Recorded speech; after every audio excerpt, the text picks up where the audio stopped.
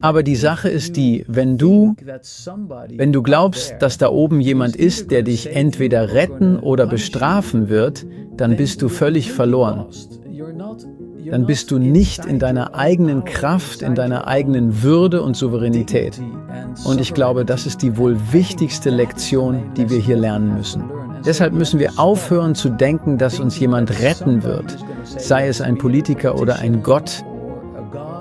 Und das sind die Konzepte, die in uns stecken, dass da draußen irgendetwas ist, seien es Außerirdische oder was auch immer, die uns retten werden. Niemand wird uns retten, wir müssen uns selbst retten, das ist die letztendliche Quintessenz.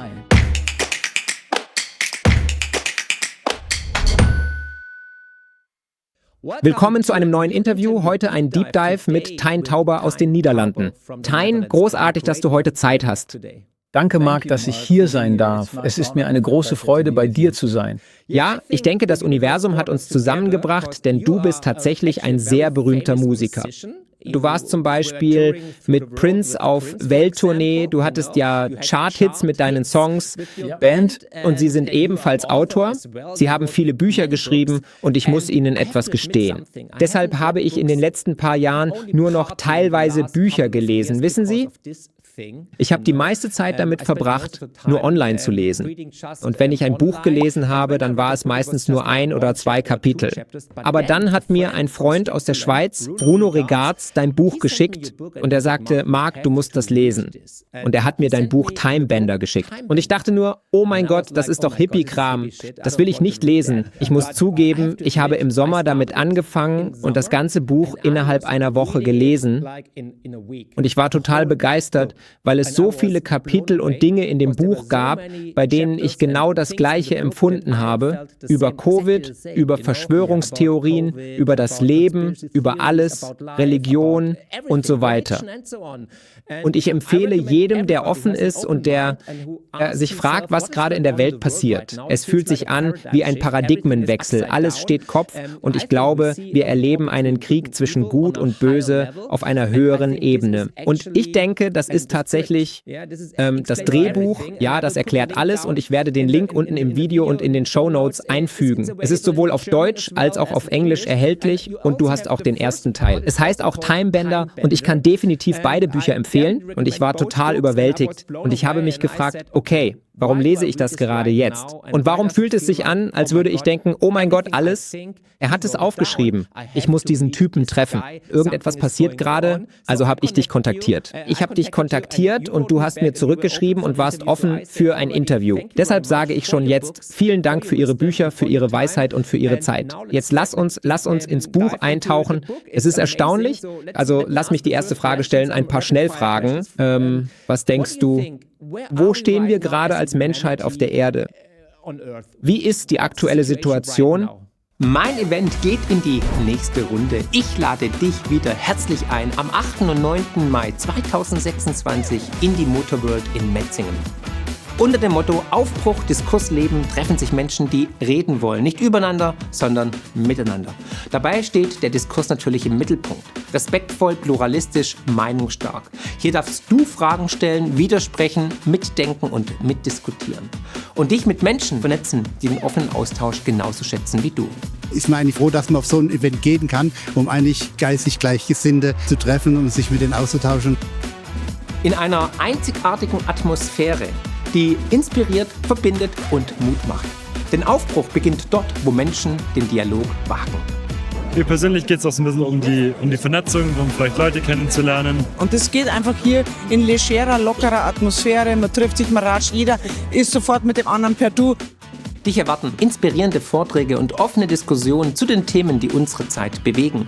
Finanzen, Bitcoin, Geopolitik, Gesellschaft und Zukunft. Und dieses Mal ist das Line-Up wirklich einzigartig und sucht seinesgleichen. Mit dabei sind in diesem Jahr unter anderem Sarah Wagenknecht, Frauke Petri, Horst Lünning, Nico Jilch, Fabian Kowalik und viele weitere hochkarätige Speaker.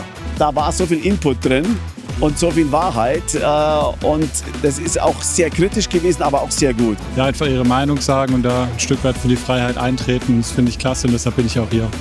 Nutze außerdem die einmalige Gelegenheit, die Speaker persönlich zu treffen, Fragen zu stellen, gemeinsam Fotos zu machen und dir Bücher direkt vor Ort signieren zu lassen. Markt ein 2026. Aufbruch, Diskurs leben. Am 8. und 9. Mai in der Motorworld Metzingen. Jetzt Tickets sichern. Ich denke, es gibt zwei Dinge, die gerade passieren. Auf der einen Seite, immer mehr Menschen wachen auf. Weißt du, sie sehen die Dinge, die wir sehen. Sie werden, glaube ich, sehr enttäuscht und desillusioniert von politischen Systemen, von der Kirche, von Gesundheitssystemen, vom Schulsystem, eigentlich von fast allem. Die Menschen sind wirklich enttäuscht. Und auf der anderen Seite, also es gibt zwei Bewegungen. Einerseits wachen die Menschen auf und erkennen dieses größere Bild. Und auf der anderen Seite scheint es, als würde das Dunkle größer werden.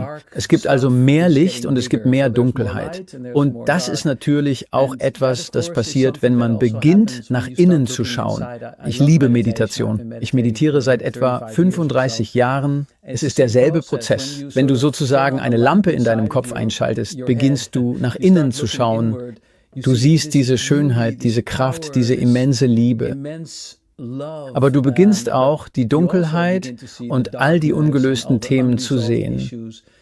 Und deshalb denke ich, dass wir gerade jetzt in der Welt sehen, wie diese beiden Pole tatsächlich ins Extreme gehen. Es ist also eine sehr chaotische Zeit. Und ja, deshalb habe ich auch diese Bücher geschrieben, weil ich hoffe, dass sie den Menschen helfen werden, sich in dieser Zeit zurechtzufinden. Und auch, um zu erkennen, dass das, was gerade passiert, eigentlich etwas Gutes ist. Denn wir können nur uns selbst, aber auch die Welt heilen, wenn wir in unsere eigene Kraft kommen, wenn wir dafür erwachen, aber auch, wenn wir wirklich den Mut haben, uns die dunklen Dinge anzuschauen. Deshalb ist es etwas Gutes, aber es ist auch es ist eine schwierige Phase, in der wir uns gerade befinden. Viele werden sagen, oh mein Gott, das ist ungeheuerlich. Wie kann man sagen, dass etwas Schlechtes passiert und dass etwas Gutes ist? Wirklich? Das Lustige ist, mein zweites Buch hieß "Und der Crash ist die Lösung". Es ging um einen Finanzcrash und alles, was dazugehört. Und wenn ihr alle, die ihr gerade zuhört oder zuschaut, mal in eure eigene Biografie zurückblickt, wann hattet ihr die wichtigste Lernkurve in eurem Leben? Es ist immer dann, wenn man verletzt wird, wenn man scheitert, du weißt schon, Versuch und Irrtum. Das ist zum Beispiel in der Wissenschaft sehr wichtig. Und wenn ich auf meine eigene Geschichte zurückblicke, dann waren es immer die Momente, in denen ich gescheitert bin, in denen ich mich am meisten verbessert habe, in denen ich viel gelernt habe. Und ich denke, eine Krankheit, ein Crash, eine persönliche Stresssituation kann dich zum Beispiel nur weiterbringen. Und vielleicht klingt das für manche Leute pervers, aber zum Beispiel hat uns Covid, der ganze Covid-Schwindel zusammengebracht, weißt du. Und es war am Ende etwas Positives, weil ich wusste, als es begann, dass ich auf der richtigen Seite der Geschichte stehe. Wenn ich sage, dass etwas falsch ist, sage ich Nein zu Masken. Ich habe Nein zum Lockdown gesagt. Und du schreibst auch in deinem Buch, es ist sehr wichtig, dass wir Nein sagen, Nein zu Politikern, Nein zur Überwachung, Nein zu Diktaturen und so weiter. Wie wichtig war die Covid-Krise für dich? Und denkst du, Covid war wichtig oder notwendig, damit die Menschen aufwachen und die Matrix verlassen? Was ich bei mir selbst gesehen und bei sehr vielen Menschen beobachtet habe, ist, dass wenn man beginnt, die dunklen Agenten zu erkennen, dann ist die erste Reaktion Wut, weißt du? So ein Gefühl von und ein Fuck you, so in der Art.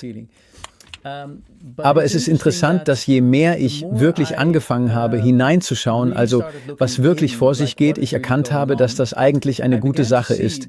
Genau wie du sagst, weißt du? Denn, wie man sagt, wenn es dich nicht umbringt, macht es dich stärker, weißt du? Also kann etwas wirklich Schlimmes tatsächlich das Beste in uns allen zum Vorschein bringen. Und im ersten Time Bender Buch gibt es eine sehr interessante Figur. Sie heißt Hidden Hand. Und Hidden Hand ist tatsächlich der Teufel. Und diese Person ist so finster, das Einzige, was ihn wirklich interessiert, ist, überall Chaos zu stiften, Massaker zu verursachen, Pandemien auszulösen, Krieg zu führen. Weißt du, einfach ein wirklich böser, böser Kerl. Und im Verlauf des Buches ist er sozusagen das Gegenteil von Time Bender. Time Bender ist wie der weiße Hut und Hidden Hand ist wie der schwarze Hut. Aber im weiteren Verlauf dieses Buches beginnt man allmählich zu verstehen, dass Hidden Hand aus einer sehr hohen Perspektive tatsächlich zu uns gekommen ist, um uns bei unserer eigenen Entwicklung zu unterstützen. Er sagt tatsächlich, dass es aus Liebe geschieht, dass wir, die Lucifer-Gruppe, und das ist tatsächlich recherchiert, das habe ich mir nicht einfach ausgedacht, sondern das ist echte Forschung, die Lucifer-Gruppe kam zur Erde, um uns zu helfen, aufzuwachen. Und der absolut einzige Weg, wie wir wirklich aufwachen können, ist, wie du es gerade genau das sagst, durch eine Krise, weißt du? Und deshalb, es ist tatsächlich... Nein, das geht leider nicht. Ohne Schmerz kein Gewinn, genau. Also ich denke, immer mehr Menschen beginnen jetzt zu verstehen, was ich um mich herum sehe, bei meinen Freunden und all den Leuten, die ich kenne, die während Covid wirklich aufgewacht sind. Zuerst wurden sie richtig wütend und sagten, nein, natürlich nicht. Und dann ganz langsam merken sie, okay, Moment mal, das ist eigentlich etwas wirklich Gutes. Und wenden es jetzt mehr auf sich selbst an, verschwenden ihre Energie nicht mehr so sehr damit, gegen Systeme zu kämpfen oder zu versuchen, die Politik zu verändern. Denn das ist sinnlos. Je mehr du es versuchst, desto mehr siehst du, dass du ein System bekämpfst, das du niemals besiegen wirst, weil du selbst Teil davon wirst. Deshalb investieren viele ihre Energie eher darin, selbst die Veränderung zu sein, wie Gandhi sagte, sei die Veränderung, die du in der Welt sehen willst. Das passiert jetzt, denke ich. Ja, ich denke tatsächlich auch. Wir befinden uns in einem Erwachensprozess und viele Menschen verlassen mit jeder neuen Krise, mit jedem Krieg, mit jedem Schwindel tatsächlich die Matrix und das ist wirklich wichtig. Die Frage ist, was denkst du? Ist das, was wir draußen sehen? Leben wir in einer Computersimulation? Und bist du der Meinung, dass wir gewinnen? Gewinnt das Gute gegen das Böse, gegen die Mächte der Dunkelheit? Das ist eine interessante Frage, denn in letzter Zeit habe ich immer öfter damit begonnen zu zweifeln, ob das hier wirklich genau das ist, was wir eigentlich tun sollten. Ich denke vielmehr, es geht in Wahrheit eher darum, einen gemeinsamen Weg zu finden, um das Dunkle und das Licht auf eine ganz bestimmte Weise miteinander zu vereinen. Denn es ist wie mit Yin und Yang, wir haben beide Seiten in uns. Und wenn wir im Modus sind, gewinnen zu wollen, das ist zum Beispiel eine Diskussion, die ich mit Christina führe, weil Christina eher der Meinung ist, glaube ich, dass das Licht gewinnen muss. Ich denke, ich empfinde es eher so, dass wir verstehen, dass wir beide Seiten in uns tragen. Wir sind dual. Weißt du, dieses ganze Universum, in dem wir uns befinden, basiert auf Dualität. Alles ist Plus, Minus, Gut, Böse, Teufel, Gott. Und wenn wir in dieser polarisierenden Denkweise verharren, dass wir entweder gewinnen oder kämpfen müssen, dann werden wir da meiner Meinung nach nie wieder herauskommen. Ich glaube, wir kommen da nur heraus, wenn wir einen Weg finden, die Dunkelheit gewissermaßen anzunehmen, sie nicht wegzuschieben oder gegen sie anzukämpfen, sondern wirklich zu erkennen, dass die Dunkelheit tatsächlich ein Teil von uns ist. Ich glaube tatsächlich, wenn man es auf das Wesentliche herunterbricht, dann sind wir, du und ich, die Schöpfer dieses Spiels, in dem wir uns befinden. Und der einzige Weg, auf die nächste Stufe dieses Videospiels zu gelangen, ist, wenn wir dieses Level meistern. Wir hören auf, dagegen zu kämpfen oder es zu verleugnen, sondern sagen einfach, ja, ich habe meine Lektion gelernt. Ich verstehe jetzt, warum die Dunkelheit hier ist und nehme sie mit ganzem Herzen an. Und Liebe wird tatsächlich uns integrieren. Ich frage mich, ergibt das Sinn, was ich sage? Ja, das ergibt Sinn, denn ich hatte beim ersten Mal diesen Eindruck, als das Buch, in dem Hidden Hand Lucifer als der Teufel dargestellt wird, war er eigentlich ein netter Kerl, weil die Hauptfigur im Buch ihm begegnet, er begegnet dem Teufel. Und um ehrlich zu sein, ich denke, die Hauptfigur bist du. Du schreibst aus deiner Perspektive, ja, und du begegnest dem Teufel. Und du hast einige Momente mit ihm und es klingt so, als würdest du fühlen, dass er empathisch ist, dass er die Menschheit ebenfalls liebt. Und deshalb glaube ich, dass da viel Wahres dran ist. Ich glaube, man kann nur mit Licht, mit Liebe Licht in die Dunkelheit bringen. Die Frage ist also, wie viel Wahrheit steckt in den Büchern?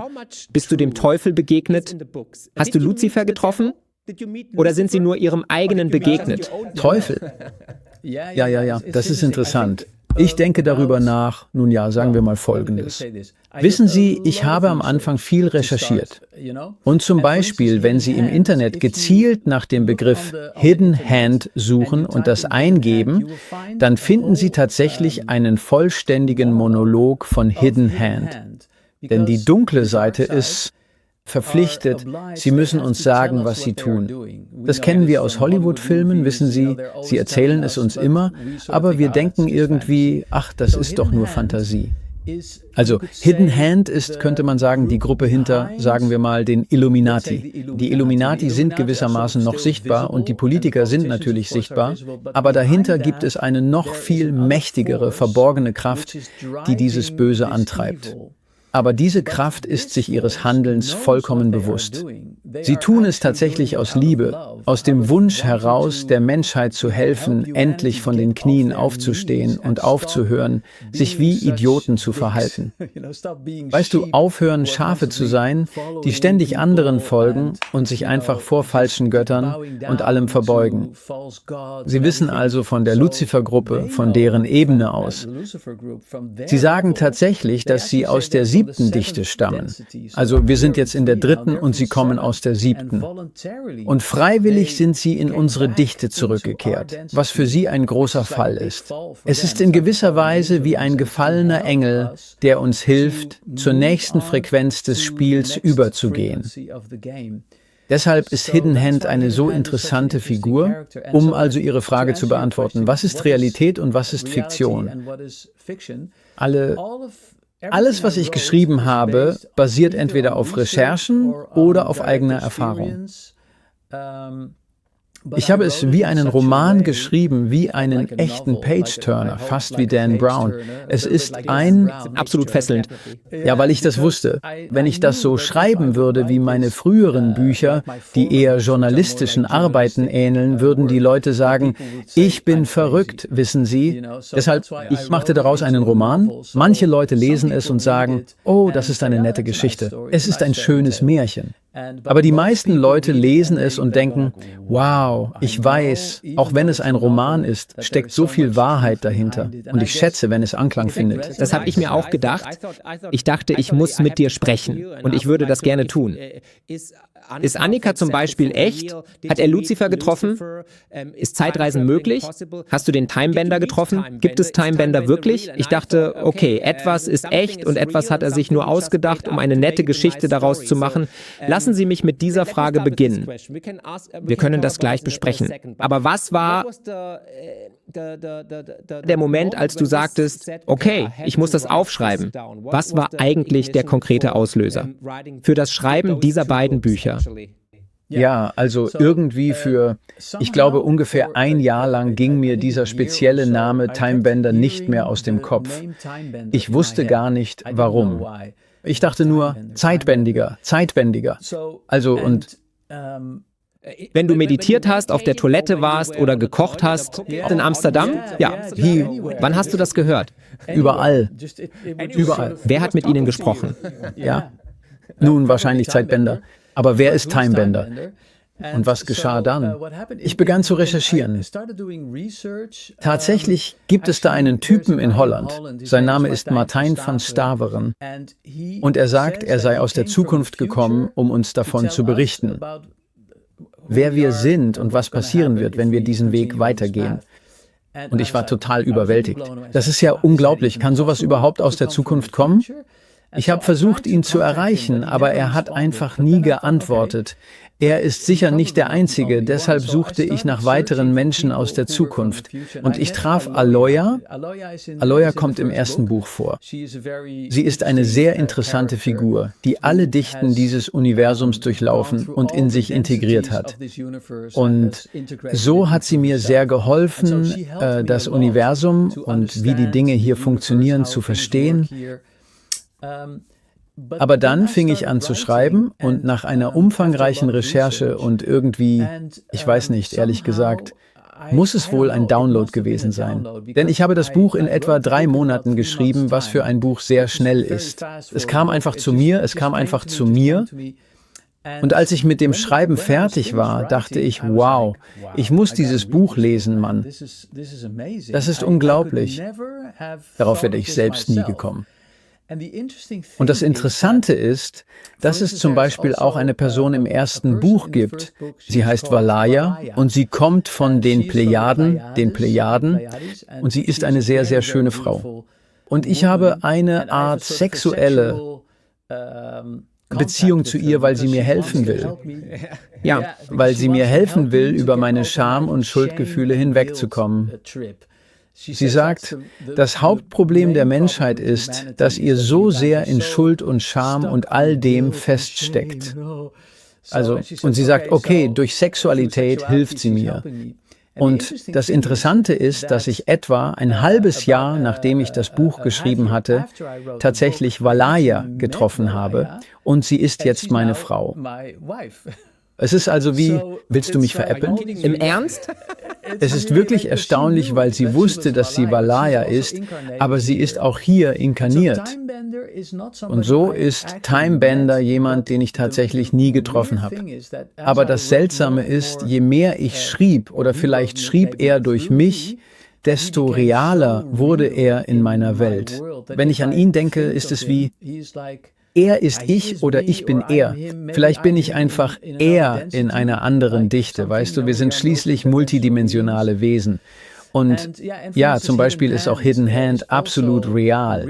Ich meine, ich habe kein einziges Wort von dem, was er gesagt hat, erfunden. Und im zweiten Buch, Anikalaru, ganz hinten am Ende des Buches gibt es eine ausführliche Erwähnung der verschiedenen Quellen, aus denen ich all diese Informationen entnommen habe. Und wenn du zu Cosmic Agency gehst, so heißt es, dann siehst du, dass, wenn du auf deren Website gehst, es dort Informationen gibt, die von den Plejadiern stammen sollen. Also Annika, eigentlich heißt sie im wirklichen Leben nicht Annika, sondern sie heißt... Ich weiß es nicht. Ich habe ihren echten Namen vergessen. Aber der Name ist sehr ähnlich. Und sie haben uns über das Internet sehr spezifische und detaillierte Informationen gegeben darüber, wer sie eigentlich sind, wie ihre Raumschiffe genau aussehen, wie ihre Turbinen angetrieben werden und wie sie sicher durch die Zeit reisen. Und so stammen tatsächlich alle diese Informationen in Anikalaru, dem zweiten Buch der Reihe. Praktisch alle Informationen stammen von den Tigetanern. So heißt dieses Rennen. Es sind hauptsächlich Frauen, die hier vorkommen. Und genau aus diesem Grund enthält das Buch auch ihre Informationen und Geschichten. Ja? Also und bevor jetzt jemand denkt, okay, sind die beiden verrückten Spinner etwa auf Drogen? Was ist hier los? Und sei aufgeschlossen. Und meine Frage an Sie und Tyne lautet, hatten Sie also keinen Sex mit einem Außerirdischen? Nein, das habe ich im Buch nur frei erfunden. Aber das ist schade, denn ich würde das gerne erleben. Ja, aber danach habe ich es getan.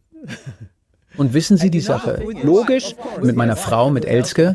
Aber wissen Sie, das Problem ist, dass wir hier auf der Erde es gibt immer noch viele Menschen, die daran zweifeln, ob Außerirdische existieren. Und für mich ist das keine Frage mehr, denn wenn man sich die Weite des Universums anschaut, ich meine, wenn man... Klar. Ich glaube fest daran, dass es viel mehr Planeten als Sandkörner auf der Erde gibt.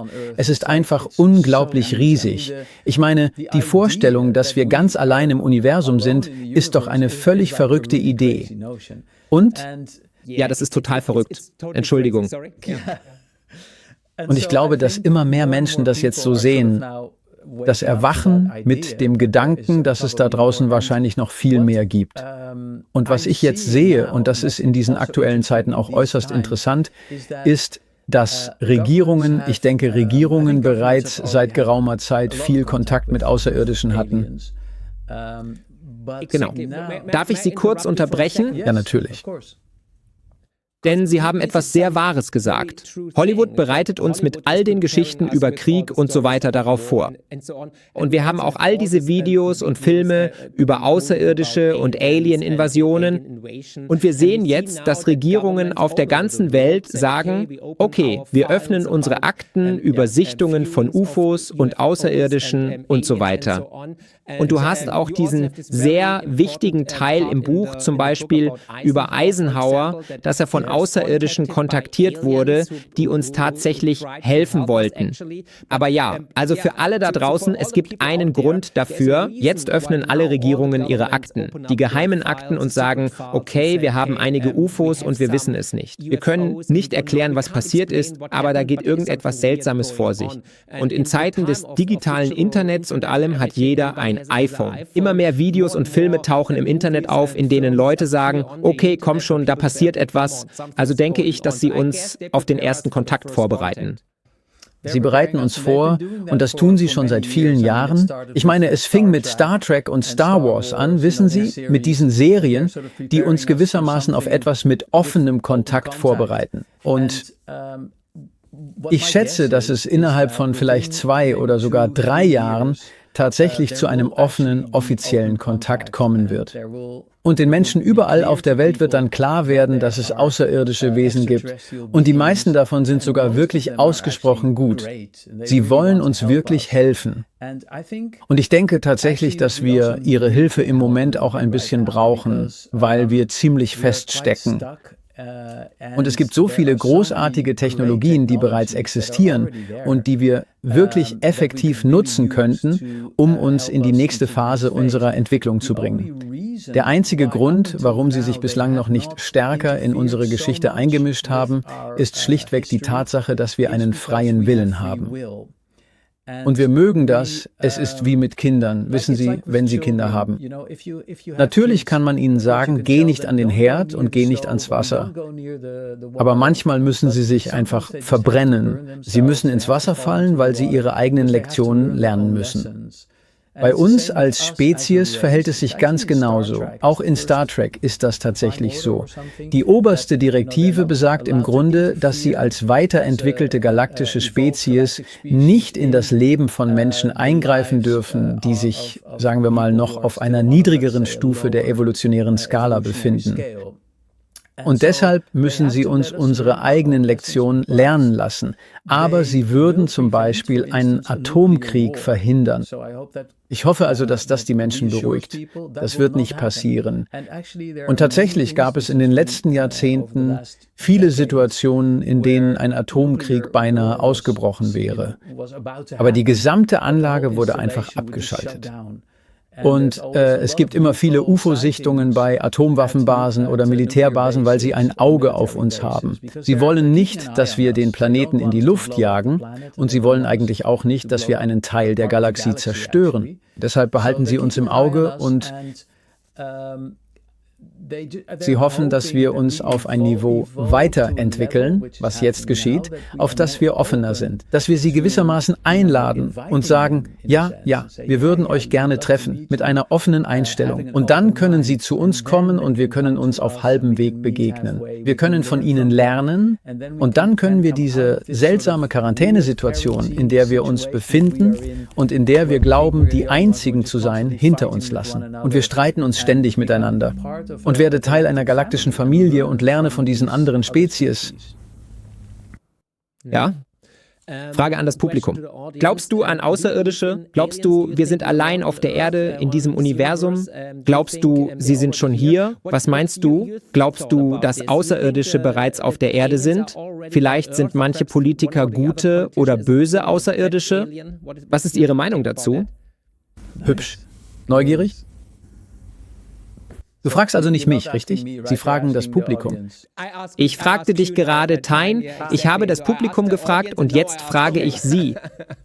Ihre Frage lautet, gibt es bereits Außerirdische auf der Erde? Also, du hast deine Frau kennengelernt. Sie sagten, es war ein Außerirdischer, aber sind Sie auch anderen Außerirdischen oder Rassen begegnet? Nun ja, Wenn man es genau betrachtet, meine ich, dass auch Sie und ich Außerirdische sind. Und eigentlich ist Alien vielleicht nicht der beste Begriff, sondern eher multidimensionales Wesen. Weißt du, weil ich glaube, dass wir gewaltige Wesen sind und tatsächlich gleichzeitig in vielen verschiedenen Dimensionen leben. Das bedeutet es, multidimensional zu sein. Also, weißt du, Zeit existiert eigentlich gar nicht. Deshalb sind wir zur gleichen Zeit in vielen verschiedenen Dimensionen. Deshalb können wir manchmal auch diese großartigen Einsichten haben, weil wir Kontakt zu einem höheren Teil von uns selbst aufnehmen. Zum Beispiel, wie ich schon sagte, ist Time Bender wahrscheinlich ich selbst, aber dann in einer höheren Dichte. Und so flüstert er mir einfach ins Ohr. Es ist so, weißt du, viele Menschen erleben das, sie haben plötzlich diese Eingebung, diesen Aha-Moment. Und so sind wir, du und ich, Mark, wir sind auch Aliens. Wir sind auch Außerirdische. Aber um deine Frage zu beantworten, ja, ich glaube fest daran, dass bereits viele Aliens hier sind. Ich finde, du und ich sind ihnen schon begegnet, auch wenn wir sie vielleicht nicht erkannt hätten, weil sie uns so ähnlich sehen. Aber zum Beispiel, wissen Sie, Christina von Dreien, nehme ich an. Nein, ich kenne sie nicht. Nein. Oh, du kennst sie nicht. Okay. Sie ist jemand, mit dem ich manchmal zusammenarbeite. Sie ist ein Schweizer Mädchen und wurde viel zu früh geboren. Aber ihr gesamtes Gedächtnis ist intakt. Und so weiß sie, woher sie kommt, warum sie hier ist, was vor sich geht. Und ich glaube, als sie 7 oder 8 war, hat sie ihrer Mutter die Quantentheorie erklärt, wissen Sie, am Küchentisch sitzend. Und es gibt im Moment viele Kinder, die so sind wie sie. Und deshalb denke ich, könnte man in gewissem Sinne sagen, dass sie Wesen aus einer höheren Dichte sind, die jetzt hier auf die Erde gekommen sind, um uns bei unserer Entwicklung zu helfen. Und ich gebe Ihnen noch ein weiteres Beispiel. Haben Sie schon einmal von Dolores Cannon gehört? Dolores Cannon? Nein. Dolores Cannon war eine Frau, die in der Lage war, Menschen in einen sehr tiefen Hypnosezustand zu versetzen. Und darin war sie wirklich, wirklich gut. Und sie kommunizierte sozusagen mit ihrer Seele. Ihr Ego spielte also sozusagen keine Rolle. Und was? Diese Leute, ich habe ihr geantwortet, als sie fragte, okay, wo bist du jetzt? Vielleicht befindest du dich in einem früheren Leben oder vielleicht in einem zukünftigen Leben. Also schau auf deine Füße. Wo bist du? Was für Kleidung trägst du? Und viele von ihnen waren auf verschiedenen Planeten. Zum Beispiel trugen sie überhaupt keine Schuhe. Und sie hatten 3 Zehen oder es gab 2 Sonnen oder es war einfach richtig seltsam. Und Tausende und Abertausende solcher Berichte. Und was sie dabei bemerkte ist, dass bereits ab den 60er Jahren viele Menschen aus anderen Dimensionen als freiwillige Helfer auf die Erde kamen, um der Menschheit bei ihrer Entwicklung zu helfen. Das Interessante ist, dass ich dir gerade gesagt habe, dass Außerirdische nicht in unsere Entwicklung eingreifen dürfen. Denn wir müssen unsere eigenen Lektionen lernen, aber sie wollen uns helfen. Also haben sie sich irgendwann überlegt, warum nicht als höherdimensionale Wesen in menschlicher Form inkarnieren? Und dann hoffst du, dass du irgendwann aufwachst, weißt du, denn natürlich vergisst du beim Geburtsprozess alles. Das ist die Erde. Und du gehst zur Schule und so weiter, aber irgendwann wachst du auf und merkst, hey, Moment mal, was geht hier eigentlich vor? Und dann fängst du an, dich selbst als dieses höherdimensionale Wesen zu erkennen und du kannst den Erdlingen helfen, sich weiterzuentwickeln. Gruppen von Freiwilligen. Die ersten waren die Babyboomer, die Hippies, du weißt schon, die Love-and-Peace-Generation. Dann kamen du und ich, die Punk-Generation, Generation X, Scheiß aufs System, diese Art von Energie. Und danach sind wir wie die Generation Einstein, die Kinder, die einfach nur wow sind, weißt du, die sind einfach unglaublich. Sie können Dinge sehen, sie können Dinge tun. Und genau das passiert gerade. Es gibt also gerade viele Menschen auf der Erde, die tatsächlich höherdimensionale Wesen sind. Und es ist lustig, denn wenn ich Vorträge halte oder reden oder was auch immer, wenn ich darüber spreche, gibt es viele Leute im Publikum, die so reagieren, ja, das bin ich. Weil sie wirklich erkannt haben, oh, deshalb habe ich mich mein ganzes Leben lang so fehl am Platz gefühlt. Deshalb habe ich als Kind einfach nicht verstanden, was vor sich ging. Und jetzt sehe ich das endlich. Denn das hier ist in gewisser Weise eigentlich nicht mein Zuhause, aber ich bin als Freiwillige hierher gekommen, um der Menschheit zu helfen, ihr Bewusstsein zu erhöhen. Ja, weißt du, das Lustige ist, als ich noch ein ganz kleines Kind war, sind wir zum Beispiel mit meinen Eltern zu einer Burg gefahren, um sie gemeinsam zu besichtigen. Und ich hatte das Gefühl, oh, hier war ich schon einmal zum Beispiel. Oder als ich nach dem Abitur das erste Mal in Irland ankam, stieg ich aus dem Zug und dem Bus aus. Und dann dachte ich, oh, das kommt mir bekannt vor. Oder ich erinnere mich, dass ich als kleines Kind jeden Abend gebetet habe, dass ich die Welt zu einem besseren Ort machen möchte, weil ich wusste, dass das hier eigentlich nicht das ist, was wir tun müssen, warum wir eigentlich hier sind. Aufstehen, arbeiten, aufs Klo gehen, einkaufen, essen, schlafen und das Ganze von vorne beginnen und wieder arbeiten gehen und so weiter. Also, ich habe schon im Alter von 4, 5, 6, 7 Jahren jahrelang gebetet. Ich möchte die Welt zu einem besseren Ort machen und ihr mehr Tiefe verleihen und so weiter. Und ich glaube, es war eine Erinnerung an mein früheres Leben, dass ich wusste, das ist nicht richtig, was wir hier tun. So viele seltsame Dinge sind in meinem Leben passiert. Und vielleicht das Publikum, vielleicht kannst du ein Beispiel aus deinem Leben teilen, bei dem du dachtest, okay, da passiert etwas zwischen Himmel und Erde, das nicht erklärbar ist. Aber es ist passiert und ich weiß es. Also habe ich immer nach einer Antwort gesucht, was hier eigentlich los ist. Auch meine Frau zum Beispiel hat sich immer fehl am Platz gefühlt. Sie gehört nicht zur Gesellschaft. Und mir ging es genauso. Ich war immer gegen das System, ich war ein Punk und habe Konzerte und Demonstrationen organisiert. Und ich war immer gegen den Mainstream, weißt du? Genauso mit Covid und mit dem Klimawandel und allem oder mit Politik und so weiter.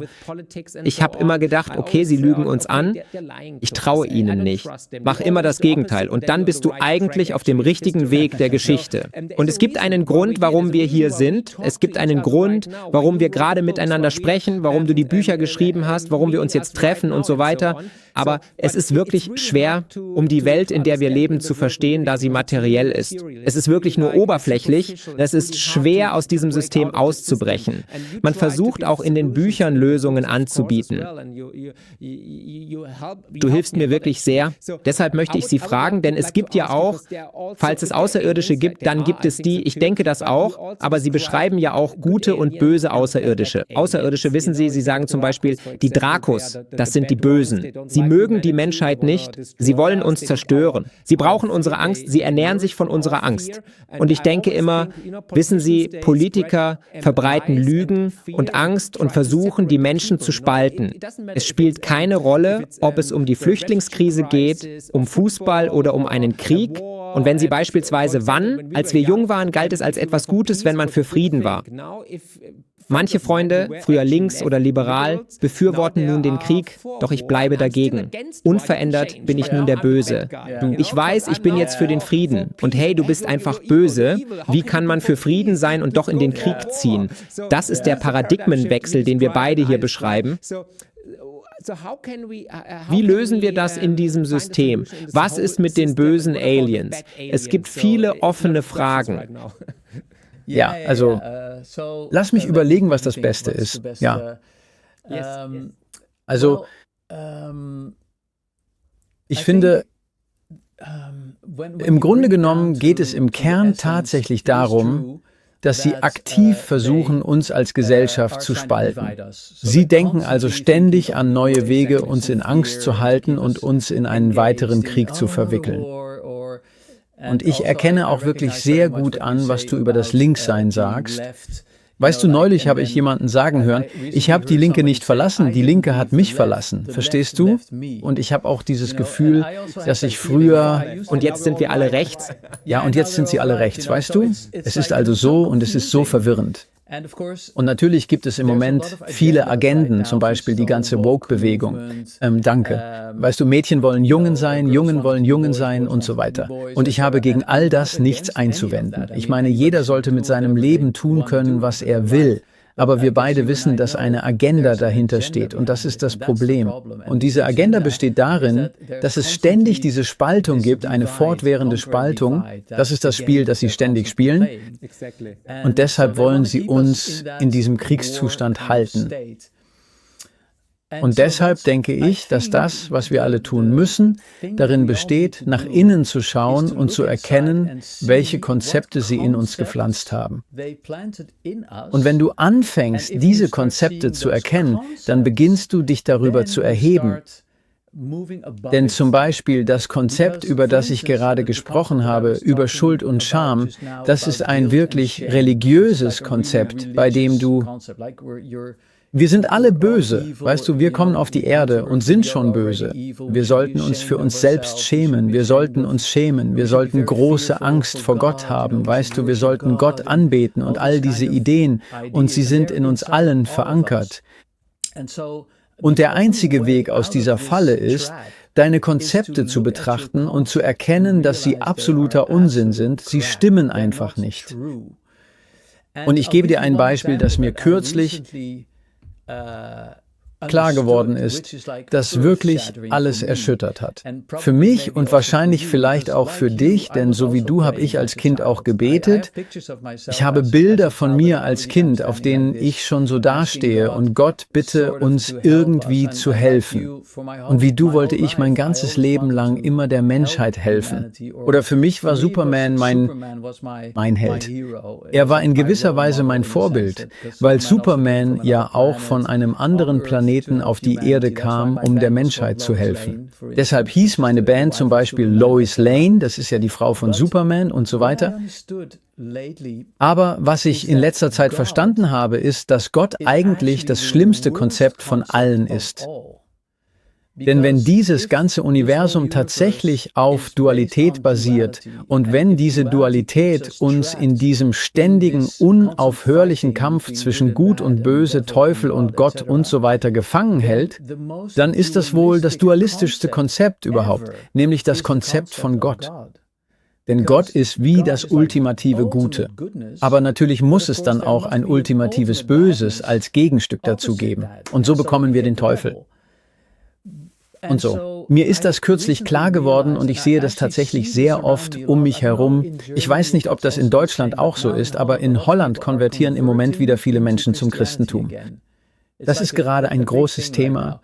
Und einige meiner Freunde sind plötzlich auch so drauf, weißt du? Sie schicken mir Bibelverse und sagen so etwas wie, Jesus wird uns retten. Und ich habe nichts gegen Jesus. Oder, ich meine, ich weiß nicht, ob Jesus existiert hat. Aber die Sache ist die, wenn du glaubst, dass da oben jemand ist, der dich entweder retten oder bestrafen wird, dann bist du völlig verloren. Dann bist du nicht in deiner eigenen Kraft, in deiner eigenen Würde und Souveränität.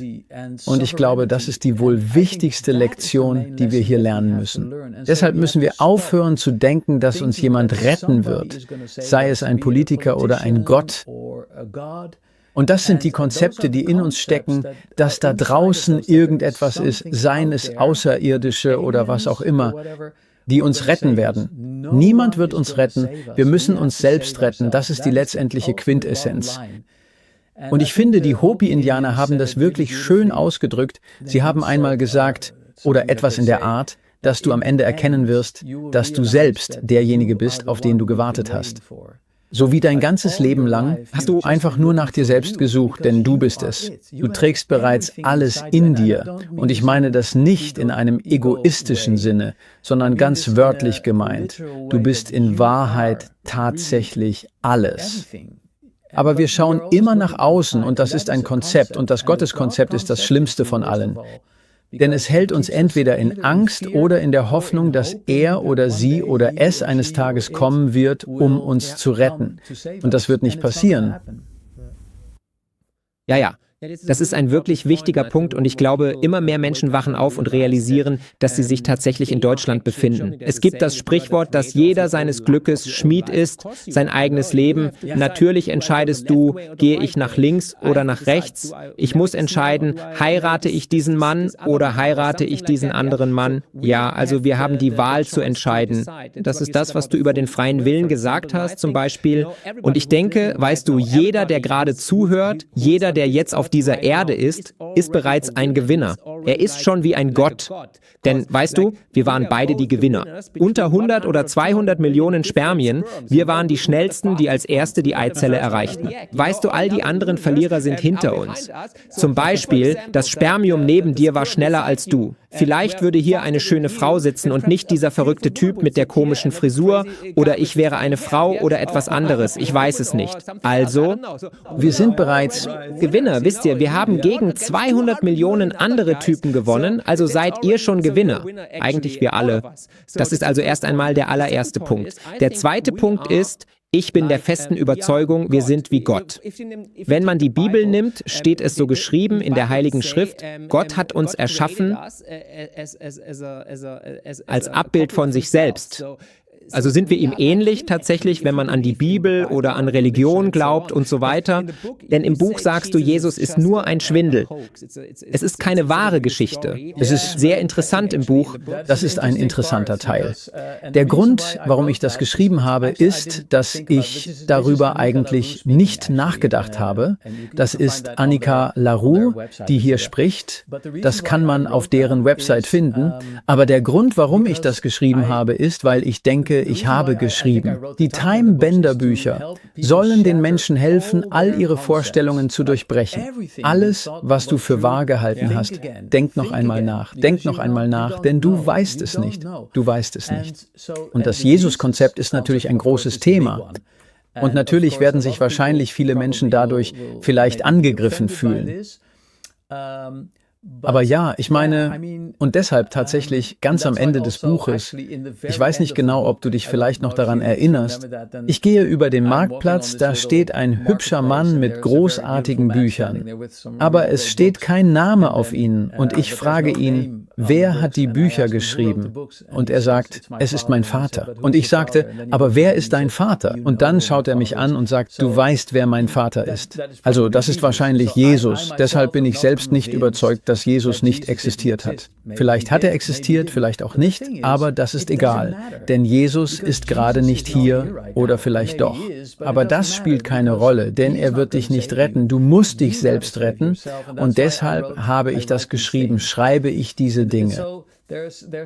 Und so gibt es 2 Kapitel, glaube ich, im letzten Buch, Annika Larue, die mir ein wenig Sorgen gemacht haben, als ich das Buch herausgebracht habe. Eines war natürlich über Jesus, wobei viele Leute sich vielleicht angegriffen fühlen könnten. Und das andere handelt vom Zionismus. Und weißt du, das ist etwas, das mich schon lange beschäftigt. Was ist los mit dieser jüdischen Rasse? Weißt du, warum denken sie, dass sie die auserwählte Rasse sind? Warum kommt Netanyahu eigentlich damit durch, eine ganze Zivilisation zu ermorden und niemand unternimmt wirklich etwas dagegen? Es ist schon irgendwie seltsam, weißt du, warum genau sind diese Leute eigentlich so unglaublich mächtig? Was ist los mit diesen Leuten? Und so bin ich wirklich tief in dieses Thema eingetaucht. Und das ist etwas, wovor ich wirklich Angst hatte, ehrlich gesagt, dass das ein großes Problem im Buch werden könnte. Denn es ist so einfach, jemanden als Antisemiten darzustellen, was ständig passiert. Wenn du diesen Stempel bekommst, besonders in Deutschland, ist es wahrscheinlich sogar noch schlimmer als in Holland. Aber wenn du diesen Stempel bekommst, dass du ein Antisemit bist, bist du im Grunde genommen erledigt. Und deshalb hatte ich ein bisschen Angst in gewisser Weise, dass ich diesen Stempel bekommen würde. Aber lustigerweise ist das nicht passiert. Ich meine, es gab einen Mann, nur einmal wurde ich tatsächlich von der Polizei angerufen, weil ein Mann mein Buch gelesen hatte. Und er sagte, es sei ein antisemitisches Buch. Sonst ist eigentlich nichts passiert. Ich denke, das ist Unsinn. Ja, das ist Unsinn. Es ist Unsinn, weil es einen großen Unterschied zwischen dem jüdischen Volk und den Zionisten gibt. Die Zionisten sind eigentlich eine politische Bewegung, sie sind nicht einmal Juden.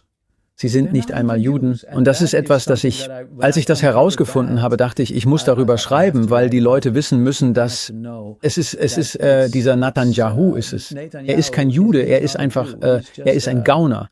Im Grunde genommen, er ist jedenfalls, aber ja, das sind also die beiden Kapitel.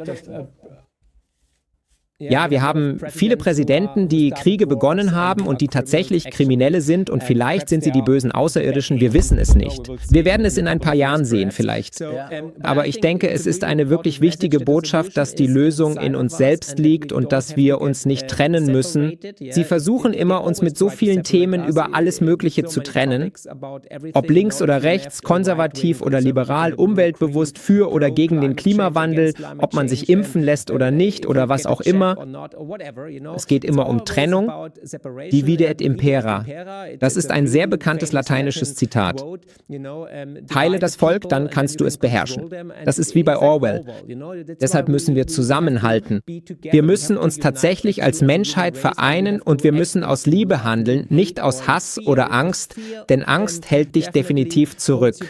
Angst lähmt dich, weißt du, aber Liebe bringt Fortschritt. Und deshalb sage ich am Ende meiner Videos immer, dass die Außenwelt viel besser ist, als wir immer denken.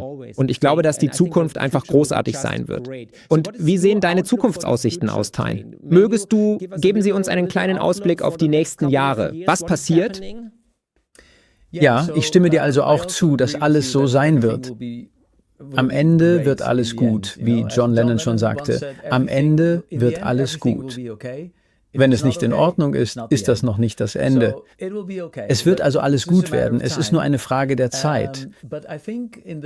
Ich denke aber, dass es in den nächsten Jahren wahrscheinlich noch viel mehr Chaos und Verwirrung geben wird. Und gerade im Zusammenhang mit KI weiß man kaum noch, was real ist. Wenn man zum Beispiel YouTube-Videos ansieht, fragt man sich oft, ist das echt? Ich weiß es nicht. Du weißt es nicht. Ja, das ist richtig. Aber wenn du dich wirklich auf dieses Gefühl einlässt, dass du es nicht weißt, und du gibst dich dem hin, nicht zu versuchen zu verstehen, was vor sich geht. Denn genau das versuchen sie ja. Sie versuchen dich ständig zu verwirren. Dann kommst du auf eine tiefere Ebene deines Selbst, die man vielleicht als die Intelligenz des Herzens oder dein Bauchgefühl bezeichnen könnte. Und du weißt, es ist so, als ob deine Seele weiß, was wahr ist und was nicht. Also ich denke, diese Verwirrung zwingt uns dazu, aufzuhören, zu versuchen zu verstehen, was vor sich geht und tiefer in uns selbst zu gehen, um auf einer tieferen Ebene zu fühlen und zu wissen, was passiert. Und das wird uns, denke ich, zu unserer ursprünglichen Identität zurückbringen. Das kombiniert mit diesen außerirdischen Einflüssen ergibt ein Bild. Wesen, die jetzt auch Teil unserer Evolution werden, wahrscheinlich innerhalb von 2 oder 3 Jahren und uns helfen, uns auf die nächste Stufe zu entwickeln. Ich denke, der Fortschritt, den wir in den nächsten 10, vielleicht 20, ich weiß nicht, Jahren machen werden, wird erstaunlich sein. Ich glaube, wir werden den Planeten in, sagen wir, 20 Jahren nicht wiedererkennen. Es wird etwas völlig anderes sein. Im Moment geht einfach alles durch einen Trichter. Es ist einfach so, dass alles, du weißt schon, passiert. Und wenn man sich die großen Zeitzyklen ansieht, die kosmischen Zyklen, dann laufen sie gerade alle auf einen bestimmten Punkt zu. Davon haben die Maya gesprochen und viele Naturvölker haben darüber gesprochen. Aber es ist so, als würde jetzt alles auf diesen einen Punkt zulaufen. Es ist wie, ich glaube in der Bibel, das Nadelöhr. Es ist so, weißt du? Und dann werden wir auf der anderen Seite herauskommen.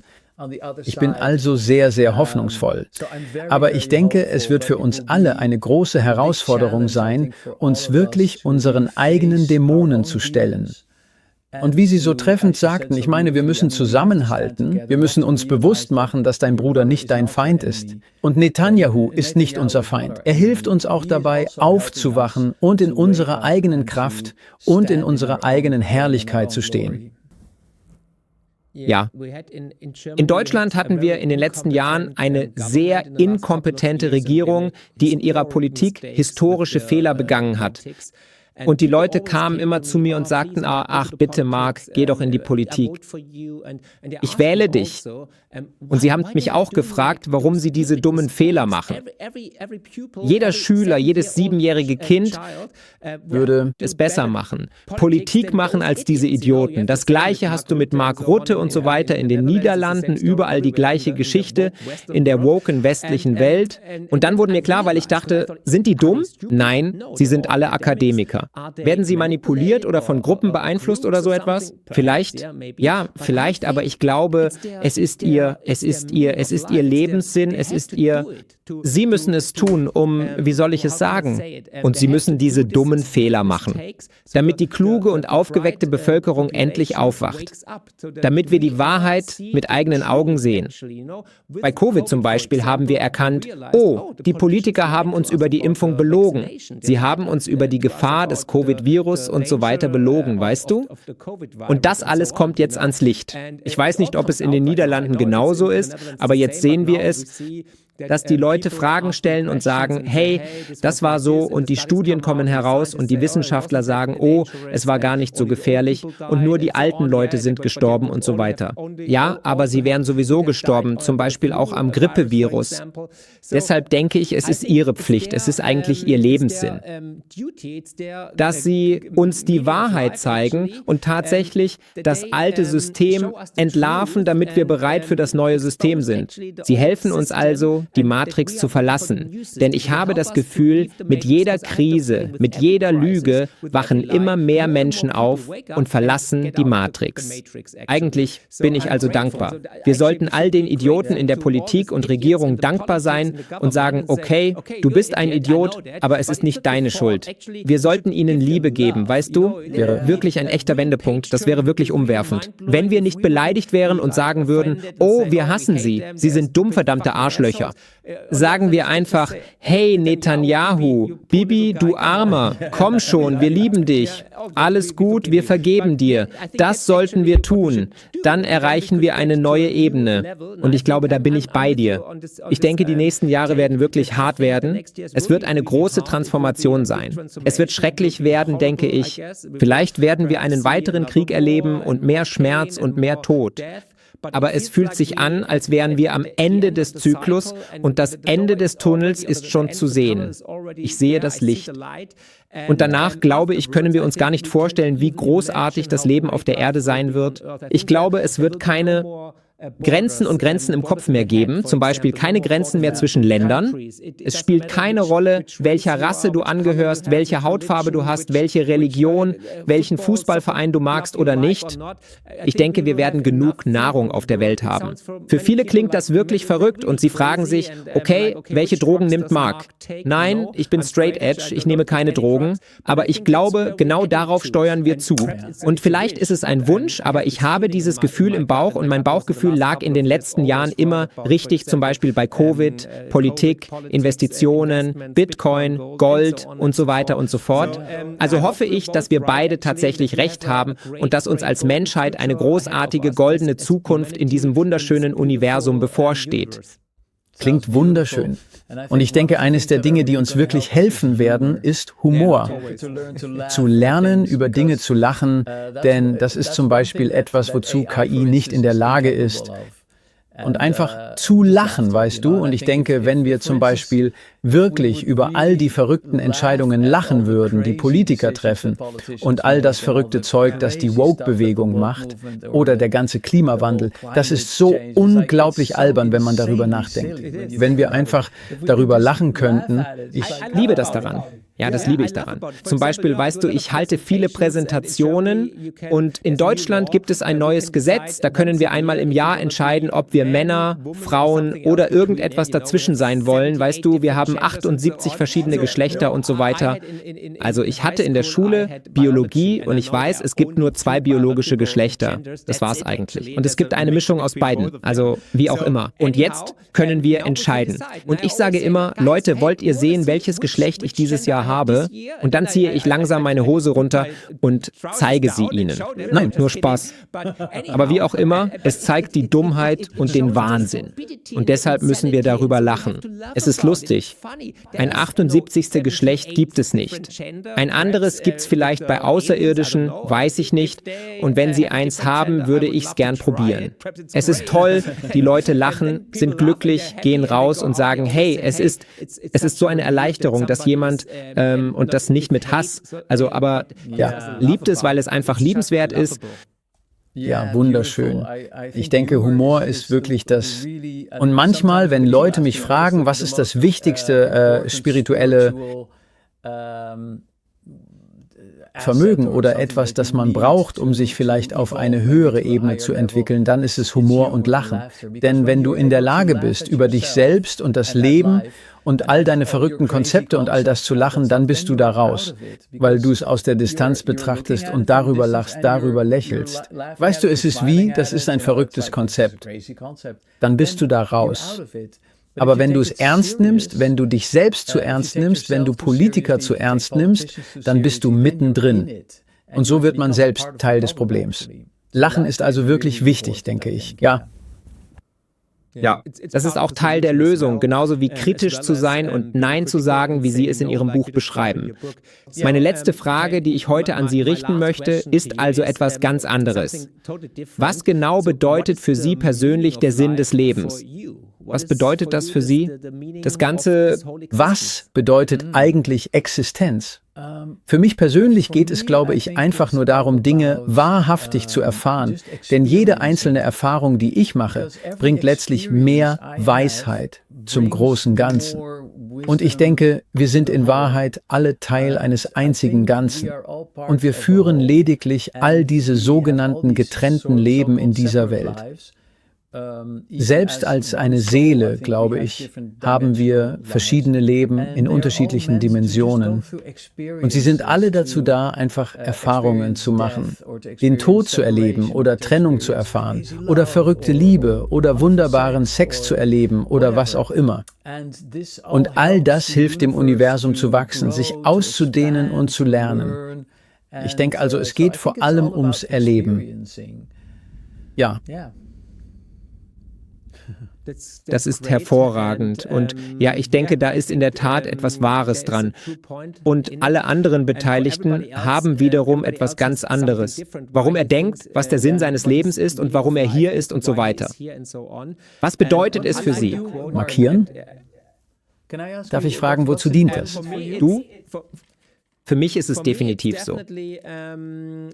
Erfahrungen machen, Leute treffen, enge Bindungen eingehen, Gespräche wie mit dir, meinen Kindern. Ich glaube, wissen Sie, ich habe 7 Bestseller geschrieben und ich würde jeden einzelnen Bestseller gegen meine Kinder eintauschen. Das ist tatsächlich das Größte, was ich je erreicht habe.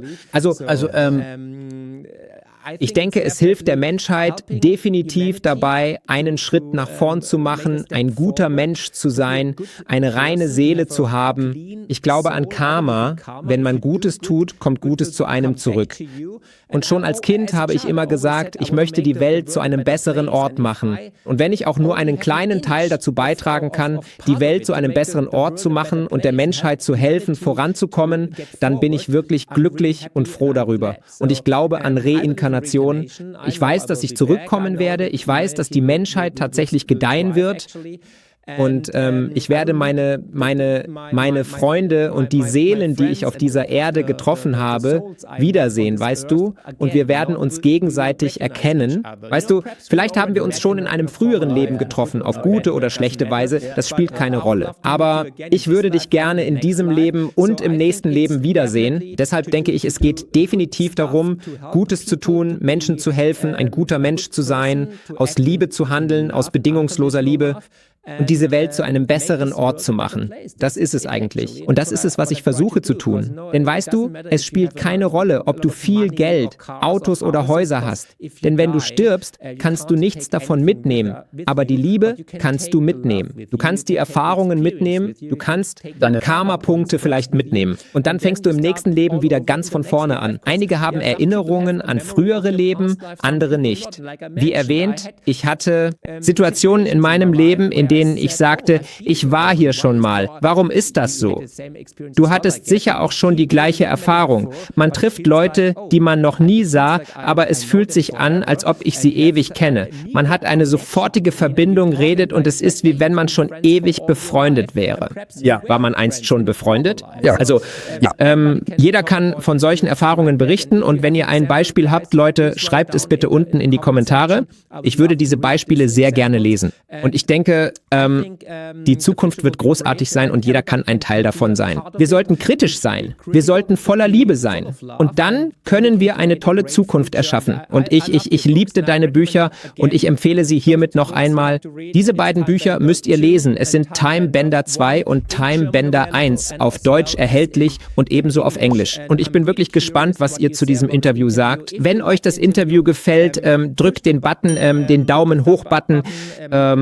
Ich würde mich auch über ein Abo von euch freuen, also lasst auch ein Abo da. Und teilt natürlich dieses Video. Es ist also mal etwas ganz anderes, aber hey, es ist wichtig, für neue Perspektiven offen zu bleiben. Nicht nur Zeit biegen, sondern auch Gehirn biegen. Das ist heute wirklich sehr wichtig. Schön. Und wir leben in aufregenden Zeiten und es ist definitiv Zeit für spannende Lösungen und für verrückte neue Gedanken. Und ja, ich danke dir auf jeden Fall für deine Zeit, Tyne. Und ich hoffe, wir sprechen uns bald wieder. Danke, Mark. Vielen herzlichen Dank. Tschüss. Gern geschehen. Alles Liebe. Ja. Alles Liebe. Danke.